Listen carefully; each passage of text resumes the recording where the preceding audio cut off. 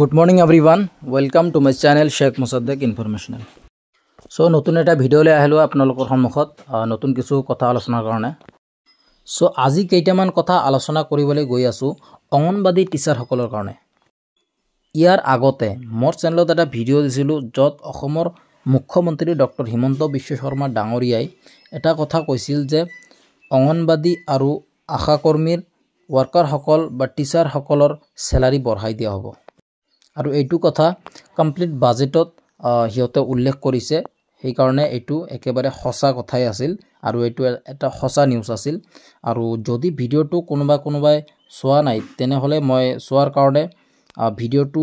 আকৌ মই ইয়াত এড কৰি দি আছো আপোনালোকে ভিডিওটো চাই লওক আৰু ডক্টৰ হিমন্ত বিশ্ব শৰ্মাই কি কৈছে কথাখিনি আপুনি জানি লওক প্ৰথমে তাৰ পিছত মই ডিসকাশন কৰিম স্যালাৰিটো কেনে ধৰণে বঢ়াই দিয়া হ'ব আৰু কাৰ কিমানকে বঢ়াই দিয়া হ'ব এই কথাখিনি মই ডিসকাশন কৰিবলৈ চেষ্টা কৰিম। অঙ্গনবাদী আশা কৰ্মী মিড ডে মিল ওয়াৰ্কাৰৰো দৰমহা আমি বৃদ্ধি কৰিম। ফিক্স পে যিবিলাক মানুহে কাম কৰে অসম গভৰ্ণমেণ্টত তেওঁলোকে হাউস ৰেন্ট এলাউন্স নাপায়। এইবাৰ আমি তেওঁলোকক 50% হাউস ৰেন্ট এলাউন্স দিম বুলি কৈছো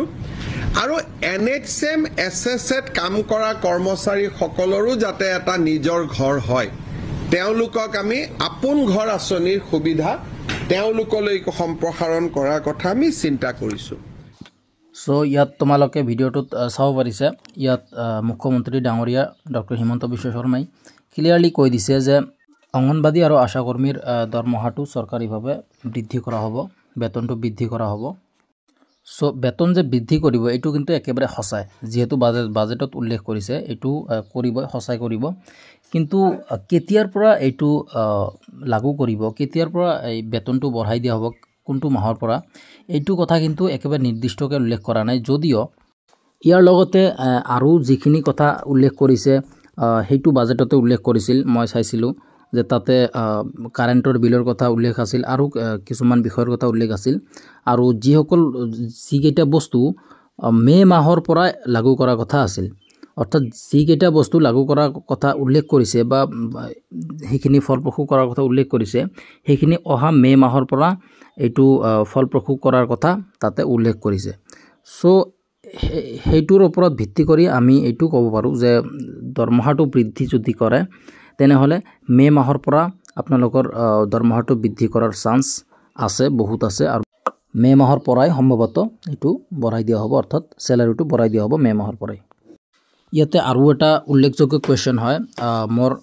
কমেন্ট সেকশনত মোৰ আগৰ ভিডিওৰ কমেন্ট সেকশনত বহুতো সিস্টাৰে কমেন্ট কৰিছিল যে আসলতে দৰমহা কিমানকে বঢ়াই দিয়া হ'ব এইটো কথা বহুতে এইটো কথা সুধিছিল। সো ইয়াৰ বিষয়ে মই ক'ব খুজিম যে চাওক ভিডিওটোত যদি আপোনালোকে চাই ডক্টৰ হিমন্ত বিশ্ব শৰ্মাই কোন ধৰণৰ এমাউন্টৰ কথা উল্লেখ কৰা নাই যে ইমানখিনি বঢ়াই দিম বা অমুক দিনৰ পৰা স্যালাৰিটো বঢ়াই দিম এইখিনি কথা উল্লেখ কৰা নাই যদিও আমি এটা প্ৰেডিক্ট কৰিব পাৰো যে স্যালাৰি বঢ়াই দিয়াৰ ক্ষেত্ৰত হিয়তে এটা কথাত লক্ষ্য কৰিব পাৰে বা এটা কথাৰ ওপৰত বেছ কৰি স্যালাৰিটো বঢ়াই দিব পাৰে যে ডিগ্ৰীৰ ওপৰত ভিত্তি কৰি সব অঙ্গনবাদী টিচাৰ সকলে কিছুমানৰ মেট্ৰিক ডিগ্ৰী আছে অৰ্থাৎ কিছুমানে মেট্ৰিক পাস হয় আৰু কিছুমানে হায়াৰ সেকেন্ডাৰী পাস হয় আৰু আকৌ কিছুমানে ডিগ্ৰী পাস কৰা বাইদেউ তাতে কাম কৰে অৰ্থাৎ আপুনি ক'ব পাৰে যে যদি মেট্ৰিক পাস কৰা হয় সেইজনী বাইদেউৰ যিখিনি স্যালাৰি বঢ়াই দিয়া হ'ব তাতকৈ বেছি হায়াৰ সেকেন্ডাৰী পাস কৰা এজনী বাইদেউৰ স্যালাৰি তাতকৈ অলপ বেছি বঢ়াই দিব আৰু যদি ডিগ্ৰী পাস কৰা হয় সেই সকল বাইদেউৰ স্যালাৰি সকলতকৈ বেছি বঢ়াই দিয়া হ'ব এইখিনি কথা আমি প্ৰেডিক্ট কৰিব পাৰো আৰু ইয়াৰ কাৰণে আপোনালোকে বৰ্তমান হয়তো চাব পাৰে আশে-পাশে যে অঙ্গনবাদী টিচাৰ সকলে কিছুমানে 50 ইয়াৰ্স হৈ গৈছে বা 40 ইয়াৰ্স হৈ গৈছে তথাপি হিয়তে ডিগ্ৰীৰ কাৰণে ইচ্ছুক থাকে বা ডিগ্ৰী লোৱাৰ কাৰণে নতুনকৈ এক্সাম দিয়াৰ কাৰণে প্ৰচেষ্টা চলায়। সো আমি এইটো কথা প্ৰেডিক্ট কৰিব পাৰো কিন্তু যদিও এইটো 100% সঁচা নহয় যে এনেদৰেই হ'ব কিন্তু এইটো হোৱাৰ চান্স একেবাৰে বেছি যেহেতু আজিৰ সিস্টেমটো এনেদৰে চেঞ্জ হৈছে যে সকলোখিনি বস্তুৰ ক্ষেত্ৰত এডুকেশ্যনৰ ওপৰত গুৰুত্ব দিয়া হয় বৰ্তমান। সো ইয়াৰ কাৰণে আপোনালোকে প্ৰস্তুতি লোৱাটো উচিত।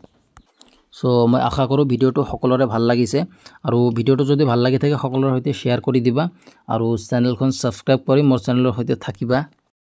নতুন নতুন এনে ধৰণৰ আপডেটছৰ কাৰণে সো বাই আজিৰ কাৰণে এইখিনি আছিল আকৌ নেক্সট এটা ভিডিঅ'ত একত্ৰিত হ'ম